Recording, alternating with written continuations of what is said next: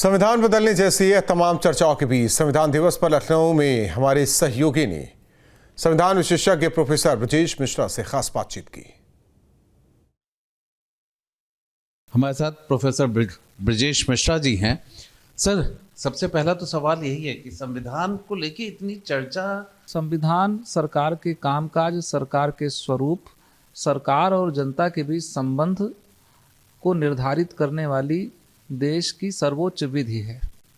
और ये जो विधि है ये सीमित सरकार की स्थापना करती है, सरकार के तानाशाही पर भी अंकुश लगाती है। क्या देश ऐसे माहौल में गुजर रहा है कि कोई तानाशाह बन सकता है? 1976 में जब 42वां संविधान संशोधन पारित किया गया तो इंदिरा गांधी की सरकार थी और उन्होंने संविधान, उस समय जितने संशोधन किए गए संविधान में, आज तक के संविधान के इतिहास में इतने संशोधन कभी नहीं किए गए। उसको यहाँ तक कि आलोचक उसको मिनी संविधान भी कहते हैं। कि खतरा उस वक्त संविधान पे ज़्यादा था या खतरा इस वक्त संविधान पे ज़्यादा? मुझे लगता है कि इंदिरा गांधी ने जो संशोधन किया वह अवांछित था, संविधान की मूल संकल्पना और अवधारणा के विपरीत था। और बाद में कुछ ऐसा रहा लोकतंत्र का भविष्य हमारे देश में कि बाद में इतने व्यापक संशोधन किसी भी प्रधानमंत्री ने नहीं किए। मेरा ये मानना है कि संविधान को बदलने की कोई ऐसी आवश्यकता नहीं पड़ेगी और न ही सरकार कोई बदल सकती है।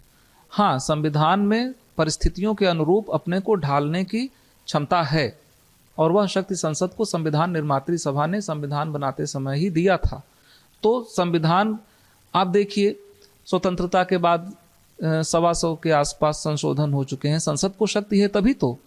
अब इस शक्ति का, जब कोई भी शक्ति हमारे पास होती है और कोई भी सरकार हमारे पास होती है तो एक लोकतंत्र में उसकी जिम्मेदारी होती है कि वो लोकतंत्र के जनता के प्रतिनिधि के रूप में जिम्मेदारी से आचरण करें। और संविधान का प्रत्येक जो अनुच्छेद है वह एक मर्यादा लेकर के आता है और एक हमारे कार्य की सीमा लेकर के आता है।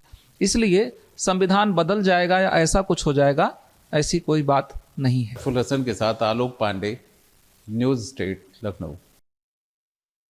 हमारे साथ प्रोफेसर ब्रजेश मिश्रा जी हैं। सर, सबसे पहला तो सवाल यही है कि संविधान को लेके इतनी चर्चा। संविधान सरकार के कामकाज, सरकार के स्वरूप, सरकार और जनता के बीच संबंध को निर्धारित करने वाली देश की सर्वोच्च विधि है।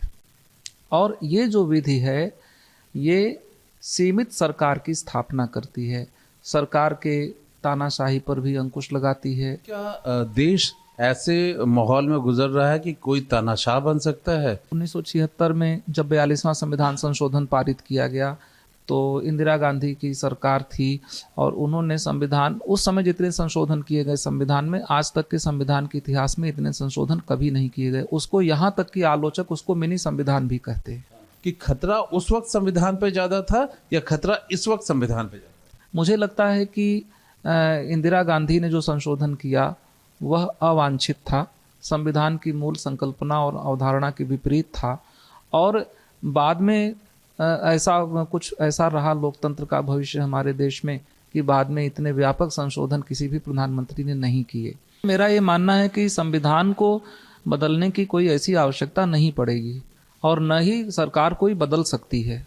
हाँ, संविधान में परिस्थितियों के अनुरूप अपने को ढालने की क्षमता है और वह शक्ति संसद को संविधान निर्मात्री सभा ने संविधान बनाते समय ही दिया था।